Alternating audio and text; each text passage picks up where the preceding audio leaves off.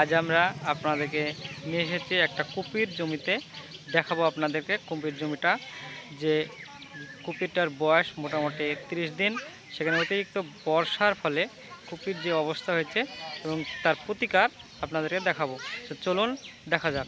বন্ধুরা দেখুন, এই যে কপির এই যে পাতা লাল হয়ে যাওয়া, এই যে কপির যে ছত্রাক লেগেছে বৃষ্টির ফলে, এটার একটা প্রতিকার পাওয়া যাবে। আপনারা কপির গাছগুলো দেখছেন কিভাবে লাল হয়ে গেছে এবং কপির পাতাগুলো লাল হয়ে গেছে।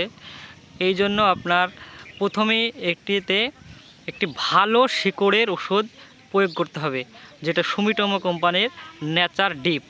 এইটা জমিতে প্রয়োগ করার পর এই যে গোড়ার পাতা লাল হয়েছে, তার জন্য সিনজেন্টা কোম্পানির অ্যামিস্টার টপ এবং ইন্ডোফিল কোম্পানির মক্সিমেট, এই দুটো ওষুধ একসঙ্গে মিশিয়ে স্প্রে করলে এই কপিটা স্বাভাবিক জীবন ফিরে পাবে এবং খুবই ভালো রেজাল্ট পাবেন।